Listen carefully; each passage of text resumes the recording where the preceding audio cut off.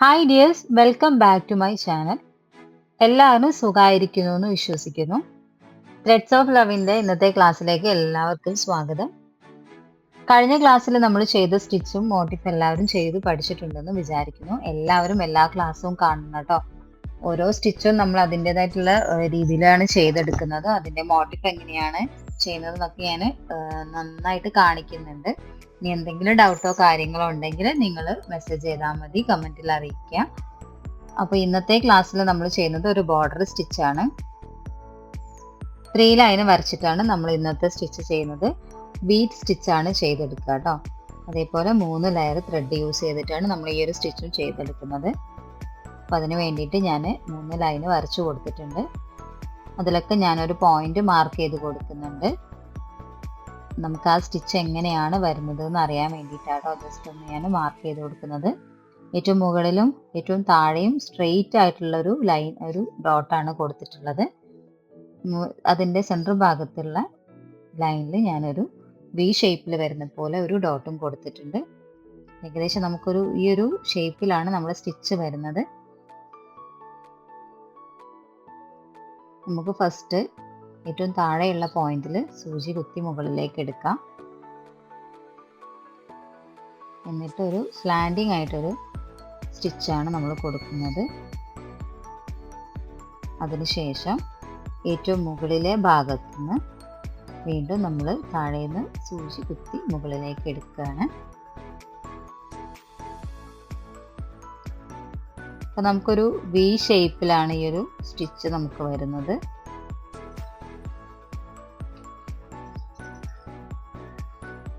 അതിനുശേഷം നമ്മൾ തൊട്ടടുത്ത് കൊടുത്തിട്ടുള്ള ആ ഒരു പോയിന്റിലൂടെ വീണ്ടും സൂചി കുത്തി മുകളിലേക്ക് എടുക്കുക.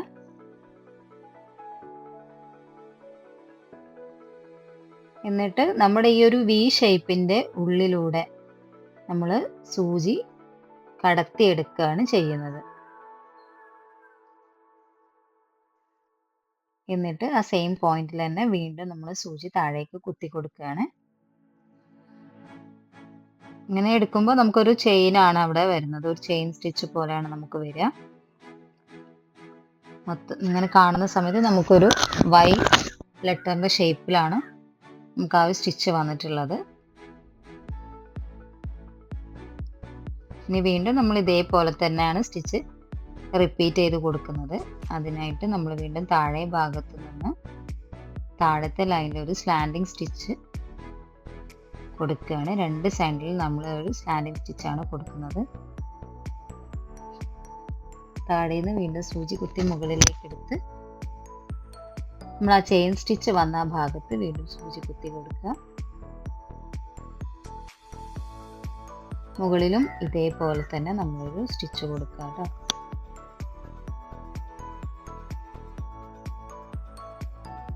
ആ സെയിം പോയിന്റിൽ തന്നെ നമ്മൾ വീണ്ടും സൂചി കുത്തി താഴേക്ക് ഇറക്കുകയാണ്. എന്നിട്ട് ഒരു ചെറിയ ഗ്യാപ്പ് വിട്ടിട്ട് നമ്മൾ സെൻറ്റർ ഭാഗത്തുള്ള ലൈനിൽ ഒരു സ്റ്റിച്ച് കൊടുക്കണം. സൂചി വീണ്ടും താഴേന്ന് മുകളിലേക്ക് കൊടുക്കുന്നുണ്ട്. ഇനി നമ്മൾ സൂചി അകത്തേക്ക് കടത്തിയെടുക്കുമ്പോൾ ആ മൊത്തത്തിൽ ആ ചെയിനും സ്റ്റിച്ചും കൂടി ചേർത്തിട്ടാണ് നമ്മൾ സൂചി കടത്തിയെടുക്കുന്നത് കേട്ടോ. ഓരോ തവണ അകത്തേക്ക് ഇങ്ങനെ കടത്തിയെടുക്കുന്ന സമയത്തും ആ 3 ത്രെഡിൻ്റെ ലെയേഴ്സും നമ്മൾ ആ സൂചിൻ്റെ ഉള്ളിലൂടെ കടത്തിയെടുക്കണം. ആദ്യം നമ്മൾ ചെയ്ത സമയത്ത് ആ ഒരു വി ഷേപ്പിലുള്ള 2 സ്റ്റിച്ച് മാത്രമേ ചെയ്തിട്ടുണ്ടായിരുന്നുള്ളൂ. പിന്നെ വരുന്ന എല്ലാ സ്റ്റിച്ചിലും നമുക്ക് സൂചി അകത്തേക്ക് കടത്തിയെടുക്കുന്ന സമയത്ത് നമ്മൾ ആ ഒരു നടുവിലുള്ള ആ ഒരു ചെയിൻ സ്റ്റിച്ചും കൂടി നമുക്ക് കടത്തിയെടുക്കണം. അപ്പം 3 സ്റ്റിച്ചും കൂടി ചേർത്തിട്ടാണ് നമ്മൾ സൂചി അകത്ത് കടത്തിയെടുക്കുക. ഈ ഒരു രീതിയിലാണ് നമ്മുടെ വീറ്റ് സ്റ്റിച്ച് വരുന്നത്. നമുക്കത് കംപ്ലീറ്റ് ആയിട്ട് സ്റ്റിച്ച് ബോർഡിൽ ചെയ്തെടുക്കാം.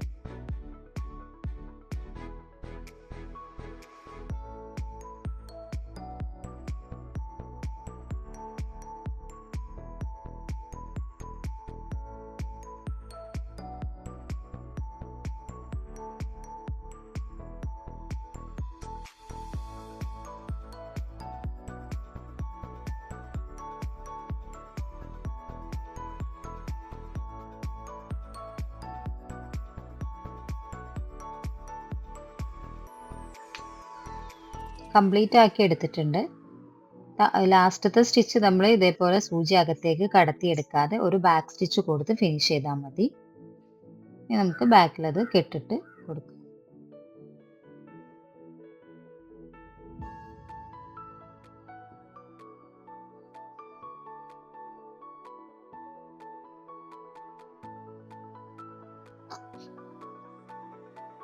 ഇങ്ങനെയാണ് അതിൻ്റെ ബാക്ക് സൈഡ് വരുന്നത്.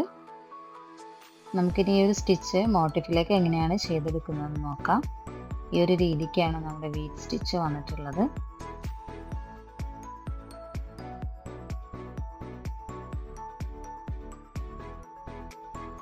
ബാക്ക് സ്റ്റിച്ചും ഈ ഒരു രീതിയിലാണ് കേട്ടോ.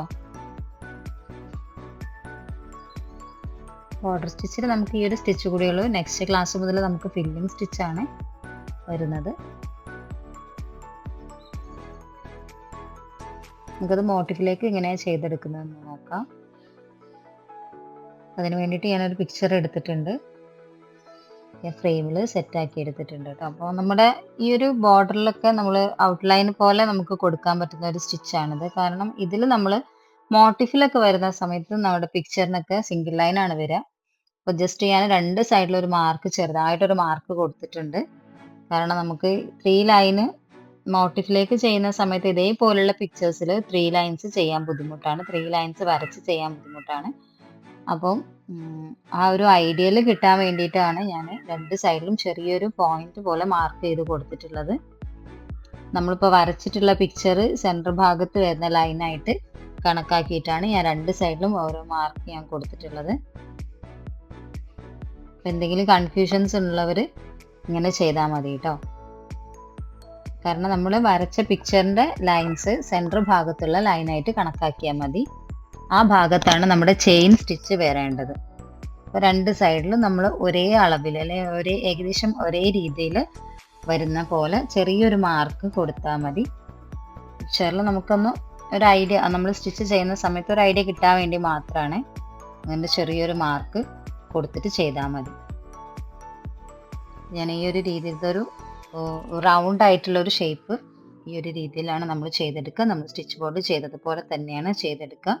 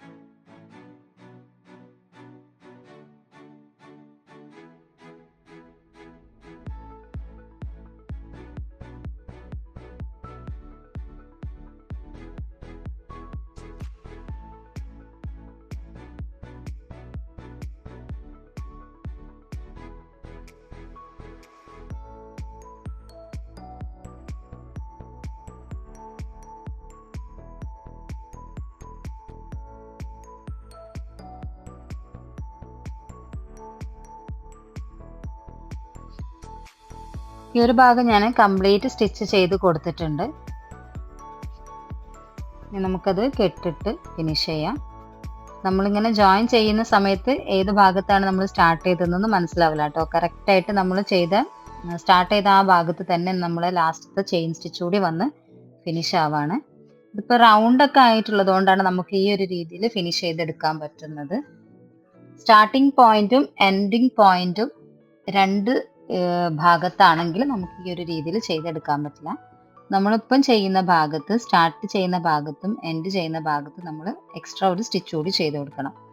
ഇപ്പം ഞാൻ സ്റ്റാർട്ടിങ് ഭാഗത്ത് ഞാനൊരു റണ്ണിങ് സ്റ്റിച്ച് കൊടുത്തിട്ടാണ് നമ്മുടെ ബാക്ക് സ്റ്റിച്ചുകൾ ചെയ്തെടുക്കുന്നത്.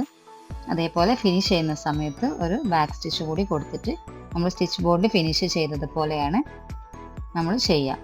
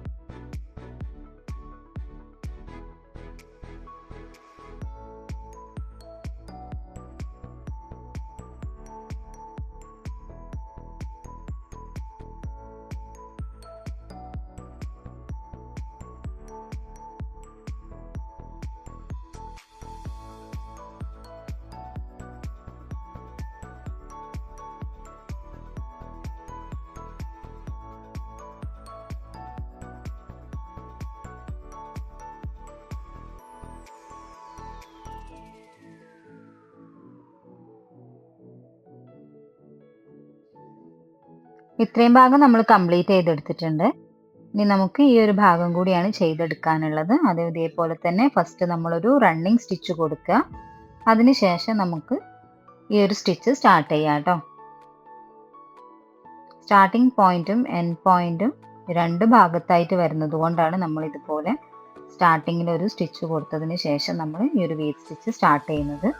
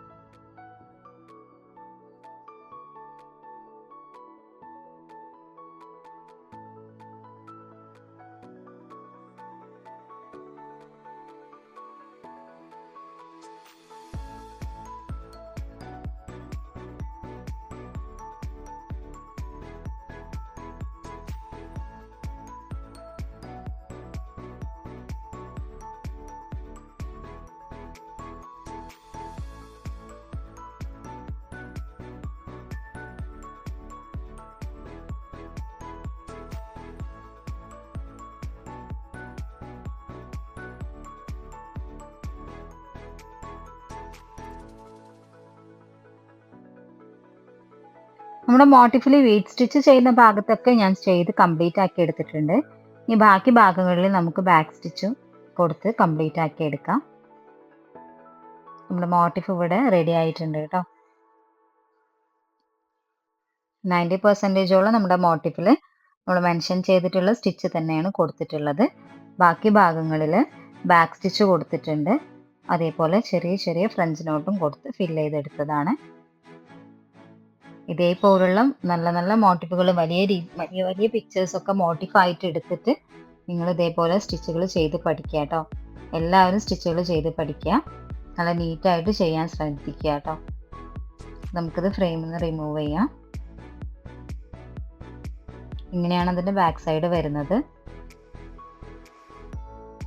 ബാക്ക് സൈഡ് വെച്ച് നല്ല നീറ്റായിട്ട് അയൺ ചെയ്ത് നിങ്ങളുടെ റെക്കോർഡിലേക്ക് ഒട്ടിച്ചു കൊടുക്കുക. അയൺ ചെയ്തതിന് ശേഷം 4 സൈഡ് ഒന്ന് സ്റ്റിച്ച് ചെയ്ത് കൊടുക്കുക കേട്ടോ. ഈ ഒരു രീതിയിലാണ് നമ്മുടെ മോട്ടിഫ് വന്നിട്ടുള്ളത്. നല്ല നീറ്റായിട്ട് നമ്മുടെ വീഡ് സ്റ്റിച്ച് നമുക്ക് ചെയ്തെടുക്കാൻ പറ്റിയിട്ടുണ്ട്. അപ്പോൾ അതേപോലെ നിങ്ങളും ചെയ്യാം. ഇന്നത്തെ വീഡിയോ ഇഷ്ടമായെങ്കിൽ ലൈക്ക് ചെയ്യുക, ഷെയർ ചെയ്യുക, സബ്സ്ക്രൈബ് ചെയ്ത് സപ്പോർട്ട് ചെയ്യുക. നെക്സ്റ്റ് വീഡിയോയിൽ നമുക്ക് വീണ്ടും കാണാം. Okay, thank you.